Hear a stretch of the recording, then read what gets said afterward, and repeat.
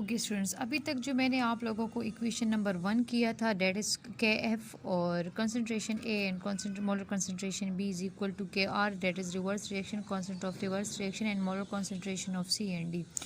सो ये तो था हमारे पास इक्वेशन नंबर 1। नो हमारे पास जो अदर टॉपिक है that is derivation of expression for equilibrium constant. हमारे पास जो है डिराइवेशन ऑफ इक्वेशन है for equilibrium constant.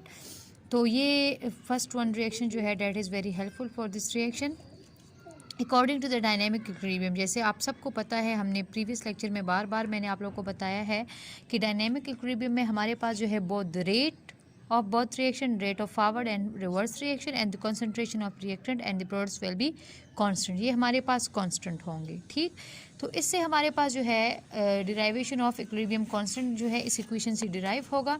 So it is clear that if the concentration of the product will B varies, हमारे पास अगर कॉन्सेंट्रेशन जो है प्रोडक्ट्स की वेरी करेगा, सो वो कैसे वेरी करेगा? With the concentration of reactant, reactant के कॉन्सेंट्रेशन के साथ वो भी वेरी करेगा। अगर हमारे पास जो है कॉन्सेंट्रेशन डिस्टर्ब होती है एट इक्विलिब्रियम रिएक्टेंट वाले साइड पे, तो it will be totally vary the product concentrations also. So Kc can be derived by using the rate of forward reaction and the rate of reverse reaction. हमारे पास जो है rate of forward reaction and rate of reverse reaction दोनों को हम जो है अगर ले लेते हैं तो हमारे पास जो है equilibrium constant, Kc denote the equilibrium constant, K mean constant and C mean molar concentration. So ये हमारे पास जो है डिनोट कर रहा है इक्विलिब्रियम कांस्टेंट को। ये हमारे पास जो है इसमें हमने जो इक्वेशन नंबर 1 लिखा था, इक्वेशन नंबर 1 हमारे पास क्या था? इक्वेशन नंबर 1 हमारे पास था कि KF rate of forward reaction or constant of forward reaction, that is molar concentration of A into molar concentration of B, that is equal to at equilibrium state, that is equal to KR rate constant of reverse reaction and molar concentration of C into molar concentration of D, both of these are products. So इस equation को अगर मैं rearrange करूँ means कि अगर let suppose मैं इसको लिखूँ कि KF molar concentration of A, molar concentration of B equal to KR into molar concentration of C, that are products, and into molar concentration of D.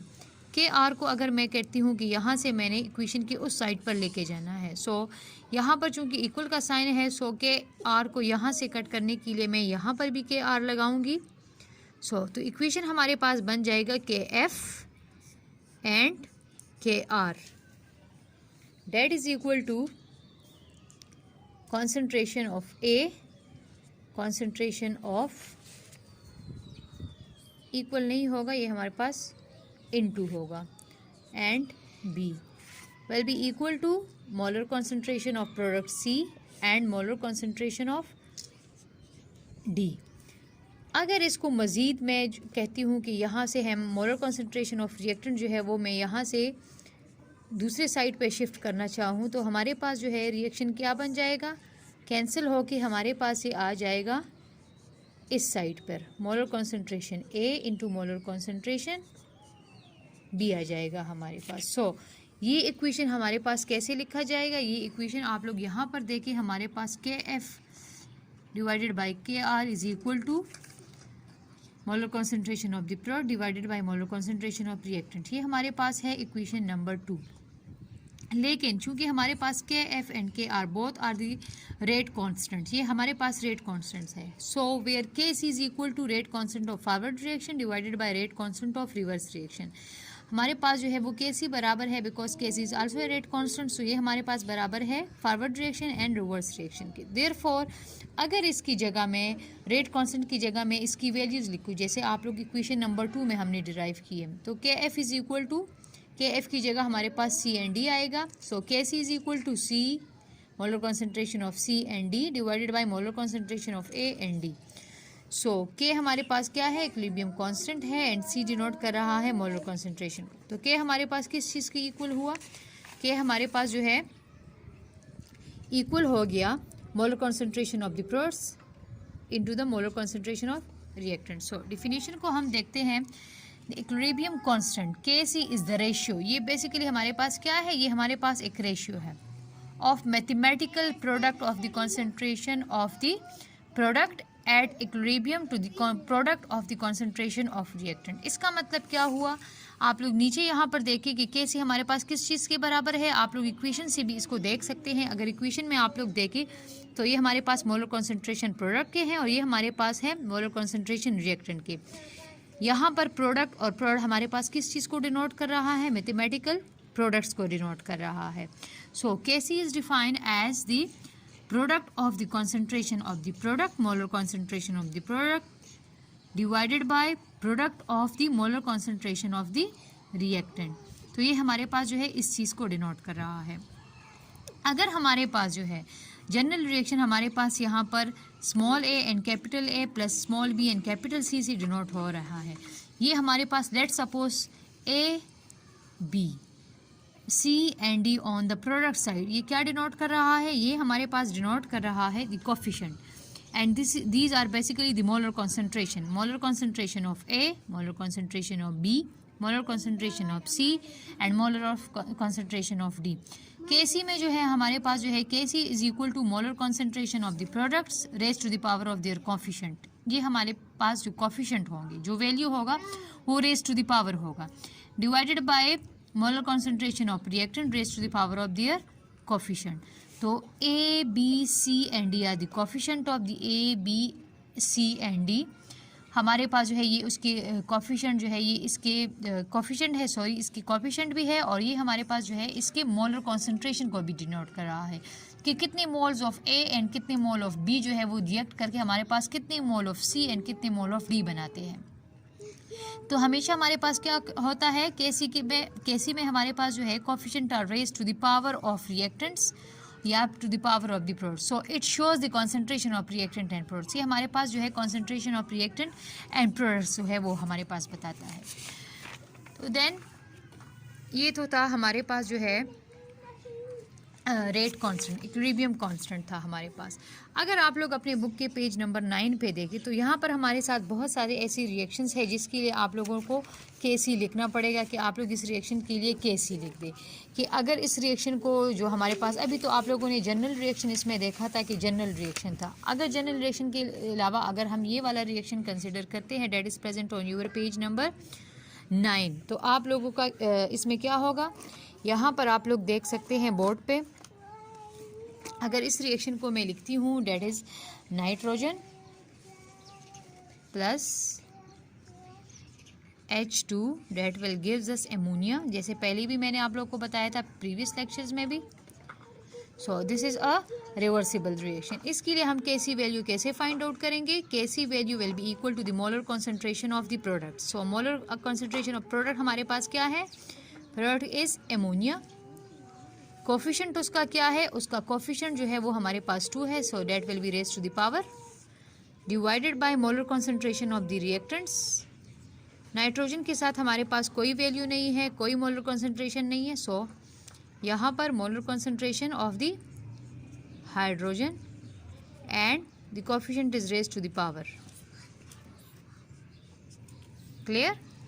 So ये तो हमारे पास जो था एक केमिकल इक्वेशन के लिए जो है हम एक्सप्रेशन ऐसे लिखेंगे, कैसी expression, molar concentration of product divided by molar concentration of reactants and raised to the power of their coefficient. इसके कोफिशिएंट को हम रेज्ड टू द पावर लेंगे। सो यहाँ पर आप लोगों के पास प्रैक्टिस के लिए हमारे पास होमवर्क है that is present on your page number 9। Page number 9 है। प्रैक्टिस प्रॉब्लम आप लोगों का है, प्रैक्टिस प्रॉब्लम जो है वो आप लोगों का है 9.3। आप लोगों ने 9.3 में आप लोगों के पास पार्ट A, B, C और D है। ये तमाम पार्ट्स आप लोगों ने जो है इसके लिए प्रैक्टिस करनी है, घर में होमवर्क करना है ताकि आप लोग को समझ आ जाए कि कैसे हम जो है किसी एक रिएक्शन के लिए कैसे डिनोट करेंगे। सो आज के लेक्चर के लिए इतना ही और मज़ीद इसके बाद आगे हमारे पास जो है टॉपिक आएगा इंशाल्लाह, वो उसके बाद डिस्कस करेंगे नेक्स्ट लेक्चर में। Thank you so much. अस्सलाम वालेकुम students, I am your chemistry teacher and today is my 4th lecture of chapter number 1 that is chemical equilibrium. In my previous lecture I have told you about the reversible reaction and irreversible reaction, and now we are going to start another topic that is law of mass action that is present on your page number 7. And after this law we will write the equation for equilibrium constant. So first of all, we are going to discuss about this law. This law is basically given by the two chemists, Norwegian chemists, in 1964. That was Goldberg and Peter Weich. According to this law of mass action, according to this law is basically related to the molar concentration of reactant substance. So Goldberg and Peter Weich study a lot of different types of chemical reactions at equilibrium conditions. So this law is basically related to equilibrium conditions, and this law basically shows the relation between the concentration of reactants and the molar concentration of reactant and the molar concentration of the product at equilibrium. If we look at the definition of this law, so the statement of this law state that the rate or speed of a chemical reaction is directly proportional to the product of the molar concentration. Molar concentration mean active masses of the reactant substance. So active masses mean here कितने हमारे पास जो है, अगर एक chemical reaction हमारे पास जो है हो रहा है, जैसे for example if we consider a general reaction that is reaction of A and B, so इसकी मोलर कंसंट्रेशन हमारे पास क्या होगी कि हमारे पास कितनी कंसंट्रेशन में जो है रिएक्टेंट प्रेजेंट है and how many concentration of B are present. So अगर कंसंट्रेशन हमारे पास जो है रिएक्टिंग सब्सटेंस की ज़्यादा होगी तो it will shows that the rate of that reaction will also be speed up. तो इसका मतलब ये हुआ कि हमारे पास जो है रेट ऑफ रिएक्शन जो है that is very very important for the concentration हमारे पास जो है इंपॉर्टेंट होता है. अच्छा, इसमें हमारे पास जो है एक्टिव मासेस होता है, मोलर कंसंट्रेशन ऑफ रिएक्टेंट है, एक्टिव मासेस एंड प्रोडक्ट्स होते हैं. अच्छा, इसको हम जो है हमारे पास molar concentration of reactant and products will be denoted in the form of units. अगर हम यूनिट्स की बात की जाए तो हमारे पास होता है मोल पर डेसीमीटर क्यूब. इसको हम जो है इस फॉर्म में भी लिख सकते हैं जैसे आप लोग देख सकते हो, या फिर हमारे पास है मोल पर डेसीमीटर क्यूब, इस फॉर्म में भी हम लिख सकते हैं.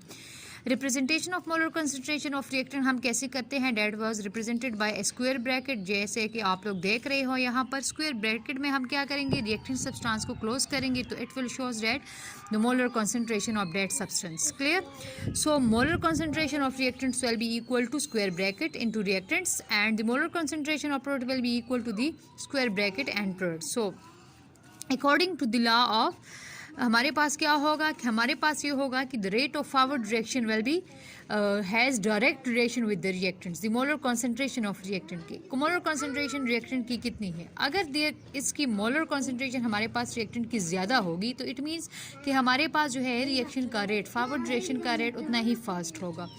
लेकिन अगर हमारे पास जो है मोलर कंसंट्रेशन रिएक्टेंट की कम है तो हमारे पास जो है रेट ऑफ रिएक्शन जो है वो कम होगा.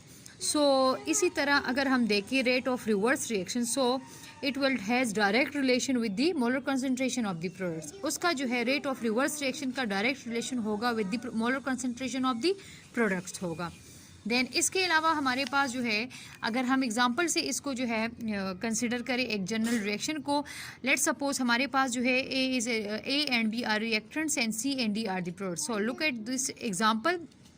ये हमारे पास एक रिवर्सिबल रिएक्शंस है. So the molar concentration of A will be represented by the square bracket A and the molar concentration of B will be represented by the square bracket B. Molar concentration of C will be represented by molar concentration और square bracket C. Molar concentration of D will be represented by the square bracket D. So according to the law of mass action हमारे पास क्या होगा, law of mass action के according क्या होगा, the rate of forward reaction that is denoted by R F. R mean rate and F mean forward reaction. So the rate of forward reaction has direct relation, या इसको हम कह सकते हैं is directly proportional to the product of the concentration of reactant. Product हमारे पास जो है मैथमेटिकल वाला प्रोडक्ट जिसको हम जो है मल्टीप्लिकेशन भी कह सकते हैं. सो हमारे पास ए एंड बी का जो है that are the reactants of this general reaction. So look at this.